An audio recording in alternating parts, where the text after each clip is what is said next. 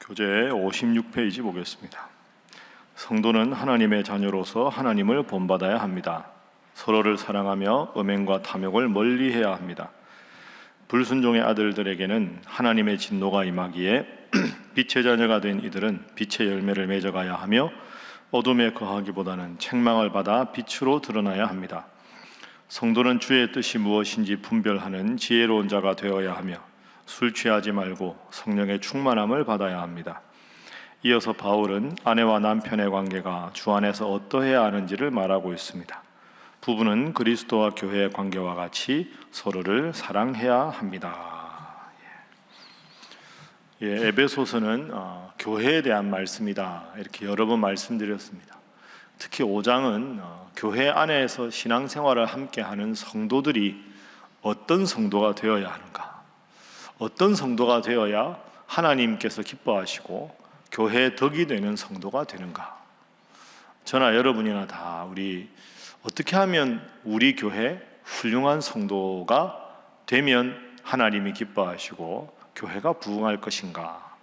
자, 세 가지 성도가 노력해야 될 기도 제목입니다. 첫 번째는 사랑으로 행하는 성도가 되게 하소서 하고 기도하겠습니다. 사랑으로 행하는 성도가 되게 하소서. 자, 사랑으로 행하는 성도에 대한 내용은 1절과 2절 제일 앞부분부터 나옵니다. 자, 우리 5장 1절 2절 함께 읽어봅니다. 시작. 그러므로 사랑을 받는 자녀같이 너희는 하나님을 본받는 자가 되고 그리스도께서 너희를 사랑하신 것 같이 너희도 사랑 가운데서 행하라. 그는 우리를 위하여 자신을 버리사 향기로운 제물과 희생 제물로 하나님께 드리셨느니라. 아멘. 자, 1절에 보면 사랑을 받는 자녀, 하나님을 본받아라. 사랑이라는 단어가 나오고 하나님을 본받아라 하는 말은 하나님은 우리를 사랑하시는 분이다. 이 하나님의 사랑이 나오고 2절에 보면 예수 그리스도께서 너희를 사랑하셨다. 하나님도 사랑이시고 예수님도 우리를 사랑하셨으니 성도가 제일 중요한 건 너희도 사랑 가운데서 행하라, 이렇게 바울이 말합니다. 그러니까 바울에 의하면 교회의 가장 중요한 덕목은 교회가 다른 단체와 다른 특성, 성도가 다른 일반 세상 사람들과 다른 가장 중요한 특성이 사랑이라 하는 거죠. 그래서 이 말씀이 고린도전서로 연결되면 믿음, 소망, 사랑, 이 세 가지는 항상 있을 것인데 그 중에 제일은 뭡니까? 사랑이라. 그러니까 바울은 사랑이야말로 교회의 가장 중요한 특성이고 성도의 가장 중요한 특성이다. 교회가 사회단체와 뭐가 다릅니까? 교회는 사랑이 넘치는 곳. 우리가 지역봉사의 해 2년차인데 말씀드렸지만 세상 단체들 중에 얼마나 사회복지단체가 많습니까? 그건 다들 보조금이 있고 후원금이 있어서 하는 거죠. 교회는 지역봉사 헌금이라고 따로 크게 하지 않아도 하나님이 나를 사랑하신다. 그러면 그 사랑으로 다른 이들을 섬기고 사랑하는 것이 마땅하다. 그래서 우리가 이웃 사랑을 실천하는 거죠. 교회가 자선단체이기 때문에 사랑하는 게 아니라 하나님이 나에게 주신 사랑이 크니까, 예수님이 나에게 주신 사랑이 크니까 그 사랑을 자연스럽게 흘려보내는 것이 교회에 마땅히 행할 바다, 이렇게 말할 수 있습니다. 여러분은 지금 모든 사람을 다 사랑하십니까? 여전히 마음이 어렵고 말도 하지 않고 연락도 끊고 그렇게 지내는 분이 있습니까? 허물이 있는데 무조건 덮으라는 말이 아닙니다. 허물이 있는데 무조건 사랑하면 자기가 잘못한 걸 모르지 않습니까? 그런 뜻이 사랑이 아닙니다. 사랑은 오래 참는 거지 영원히 참는 게 아닙니다. 여러분, 자녀를 사랑하지 않으면 꾸짖지 않습니다. 혼내지 않습니다. 자녀에게 혼나는 이유는 사랑이 있기 때문이죠. 그러나 그렇게 해서 그 사람의 죄를 돌이키게 하는 것까지가 사랑입니다. 나에게는 얼마나 사랑이 있는가? 하나님이 나에게 주신 사랑을 충만히 느껴야 그 사랑을 우리가 흘려보내는 거지, 내 마음속에 있는 사랑만으로는 누군가를 사랑하기에 부족합니다. 그래서 오늘 바울은 1절에 하나님의 사랑, 2절에 예수님의 사랑, 이 사랑을 듬뿍 받아서 그래야 사랑할 수 있다. 꼭 기억하시고 앞으로도 주님을 더 사랑하고 주님의 사랑으로 모든 일을 사랑하는 여러분 되시기를 주님 이름으로 축복합니다. 자, 사랑이 성도가 노력해야 될 첫 번째라면 두 번째는 이렇게 기도하겠습니다. 범사에 감사하는 성도가 되게 하소서. 범사에 감사하는 성도. 첫 번째는 사랑, 두 번째는 감사입니다. 자, 이어지는 구절 한번 볼까요? 4절 말씀. 자, 4절 말씀 우리 함께 읽습니다. 시작. 누추함과 어리석은 말이나 희롱의 말이 마땅치 아니하니 오히려 감사하는 말을 하라. 아멘. 감사하는 말을 하라. 감사하라 이렇게 말해도 되는데 감사하는 말을 하라 이렇게 말합니다. 여러분, 이 말이라는 게 힘이 있지요. 말을 하면, 선포하면 그대로 됩니다. 우리가 송구영신 예배 때 여러분에게 소개해드린 민수기 14장 28절 말씀, 너희 귀에, 나의 귀에 너희가 하는 말이 들리는 그대로 내가 시행하리라. 우리가 하는 말, 그 말을 하나님이 들으시고 그대로 시행하겠다. 여러분 한번 훈련해 보십시오. 매사에 감사합니다 이렇게 자꾸 하면 감사할 일이 자꾸 많아집니다.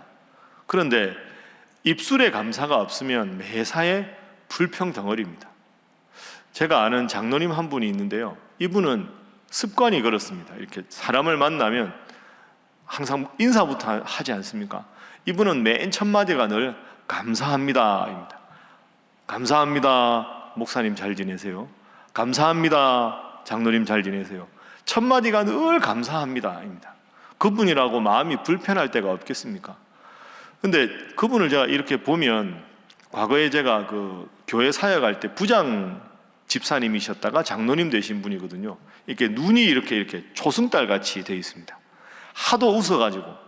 그러니까 그분이 원래 그렇게 인상이 좋은 분이 아닌데요, 항상 이분은 습관이 감사합니다 하고 하다, 감사합니다를 인상 쓰고 감사합니다 할 수 없잖아요. 항상 웃으면서 감사합니다 하고 모든 대화를 시작합니다. 그러다 보니까 감사하니까 입술에 항상 웃음이 있고, 그러다 보니 이분에게는 적이 없습니다. 아니, 감사하다고 웃는데 뭐라고 하겠습니까? 이분이 설령 잘못한 게 있으면 아유 죄송합니다 이런데 뭐라고 하겠습니까? 4절에 감사하는 말을 하라. 이게 참 우리에게 훈련이 필요한 거죠. 감사에 대한 주제는 뒷부분에도 나옵니다. 자, 18절 보십시오. 술 취하지 말라. 이는 방탕한 것이 오직 성령으로 충만함을 받아라. 성령 충만이 뭐냐? 19절. 시와 찬송과 신령한 노래들로 서로 화답하며 너희의 마음으로 주께 노래하며 찬송하며 범사에 우리 주 예수 그리스도의 이름으로 항상 아버지 하나님께 감사하며. 그러니까 19절 20절에 보면 시도 말하는 거죠, 찬송도 말하는 거죠, 노래들도 말하는 거죠, 찬송하는 것 말하는 거죠.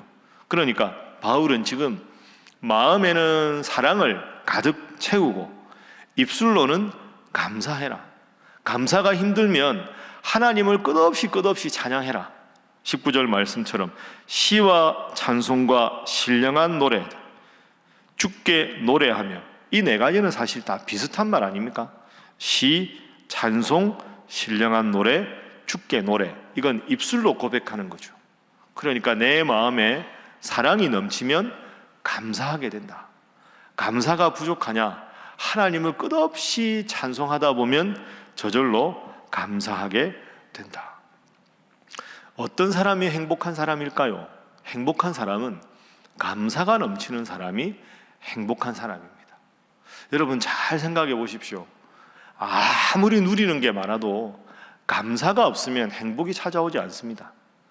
그런데 참 적고 보잘것없고 힘들게 살아도 감사가 넘치는 사람은 자기의 인생을 행복하다고 고백합니다. 그래서 이런 말이 있죠. 한번 따라해 보실까요? 행복의 문을 여는 열쇠가 뭘까요? 감사입니다. 행복의 문을 여는 열쇠가 감사입니다. 여러분 한번 오늘 시험해 보십시오. 감사합니다, 감사합니다 하고 하루를 계속 살아보십시오.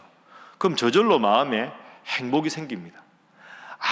아무리 풍요롭고 아무리 누리는 게 많아도 감사가 없으면 매사에 불평입니다.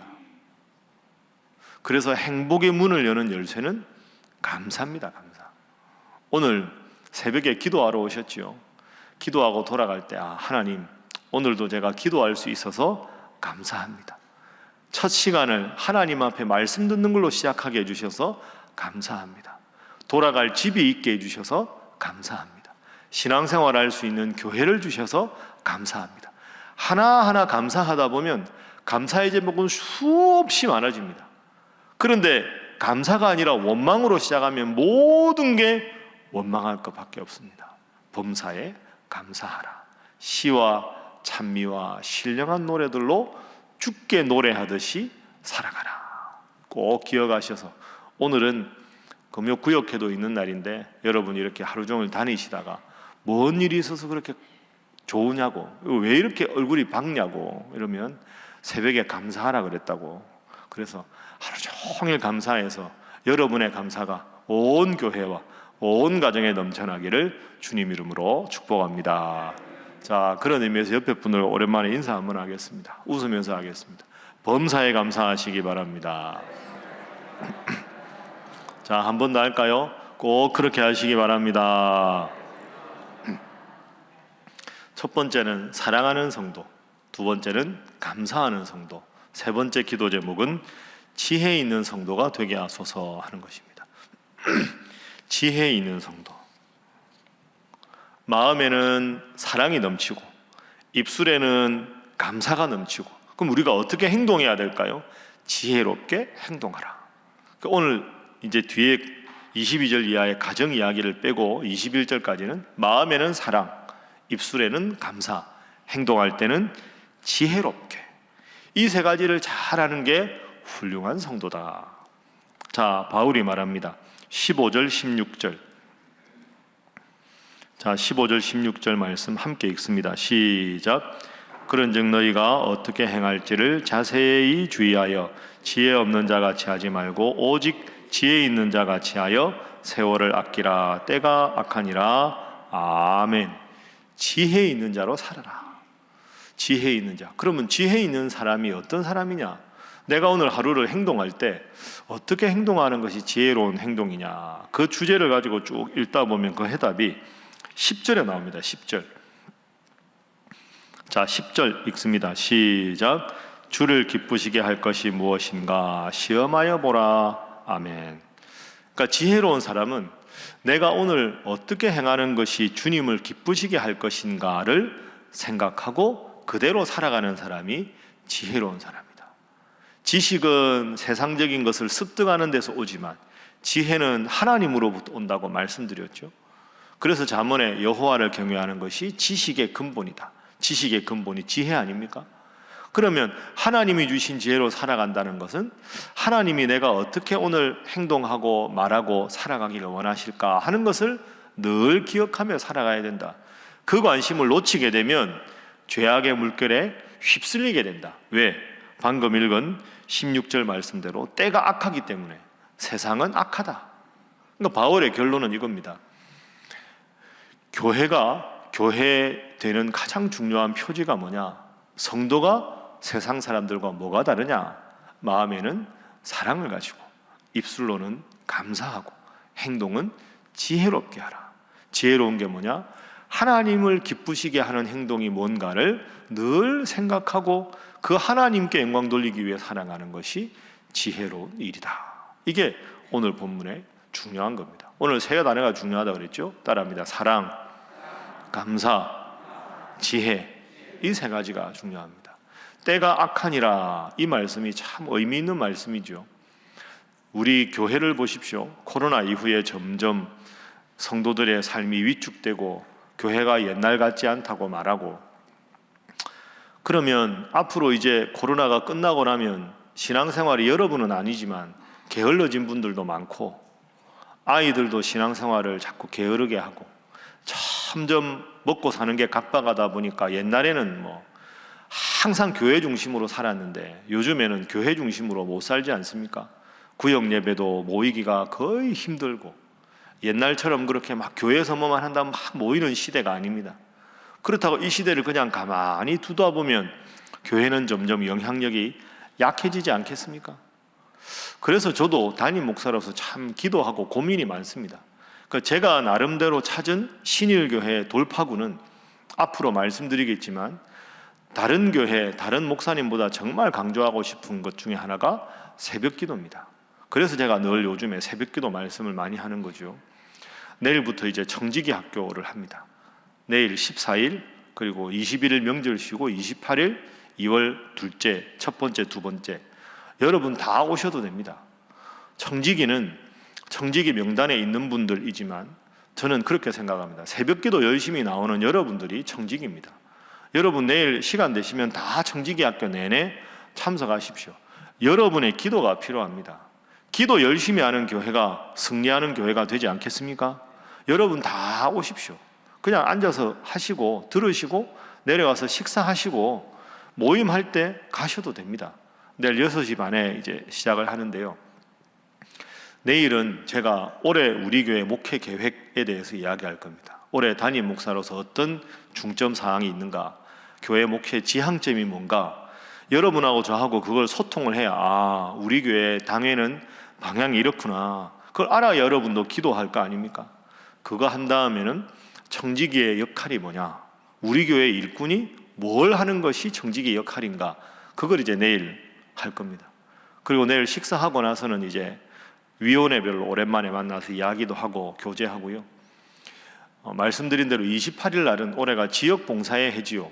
그래서 교회 사회봉사에 대해서 제일 전문가였던 저보다 선배 교수님, 장신대 교수님인데 말씀드린 대로 이분은 안수 집사님입니다. 그러니까 평신도 시각에서 교회가 봉사를 어떻게 하는 것이 가장 바람직한가, 뭐 십수년을 학교에서 가르치셨으니까 좋은 교회 사례들을 좀 제가 소개해달라고 했습니다. 2월 첫째 주는 여러분 지금 보십시오. 새벽기도 나온 분들 보면 다 대부분 연령이 높은 분들입니다. 요즘 젊은 사람들은 생활 패턴도 다르고 신앙의 색깔도 다릅니다. 그럼 요즘 젊은 사람들은 어떤 생각을 가지고 신앙생활을 하는가 알아야 우리가 온 세대가 잘 되지 않겠습니까? 그게 2월 첫째 주고 2월 둘째 주는 그 지용근 대표라는 분인데 이분도 안수 집사님인데요. 이분은 한국 갤럽에서 오래 연구하신 분입니다. 그래서 특히 이제 한국 교회가 코로나 때 어떤 교회가 부흥하는가, 코로나 때 성도들은 어떤 생각을 하는가, 앞으로 성도들은 뭘 제일 신앙생활에 관심을 가지니까 목사님들은 뭐에 대한 관심인가, 이걸 전체 통계를 다 정리해서 코로나 이후에 어떤 교회, 어떤 성도, 어떤 목회자, 어떤 지향점으로 교회가 나가야 되는가 하는 것을 우리가 한번 배우는 겁니다. 그러니까 여러분 이번에 청지기 학교는 목사님들이 와서 설교하는 게 아니고요. 오늘 본문과 연관시켜보면 지혜 있는 자가 되기 위해서 시대가 어떻게 변하고 우리가 무엇을 알아야 하는가, 그걸 알아야 바른 방향을 잡고 기도하지 않습니까? 그러니까 여러분들도 꼭 기도하셔서 교회가 세상에 있지만 세상이 점점 악해져가는 시대에 어떤 교회가 되고 어떤 성도가 되어야 하나님 영광을 돌리는가 위해서 기도하시고 또 열심히 참석하시고 우리 교회가 세파를 거슬러서 하나님의 온전한 말씀이 선포되고 하나님께 영광 돌리는 교회가 되도록 열심히 기도하고 노력하는 여러분 되시기를 주님 이름으로 축복합니다. 기도하겠습니다. 세 가지 제목 놓고 기도합니다. 하나님, 마음에는 사랑을, 입술에는 감사를, 삶으로는 지혜 있는 성도가 되게 하여 주시옵소서. 그런 우리 성도, 그런 우리 신일교회 되게 하여 주시되 내일부터 있는 청지기 학교를 통하여 사랑과 감사와 지혜를 습득하고 훈련하는 복된 교회, 복된 성도 되게 하여 주시옵소서. 오늘 금요구역회를 위해서도 다 함께 주님 앞에 기도하겠습니다. 주여 믿습니다. 주여 믿습니다. 주여 믿습니다.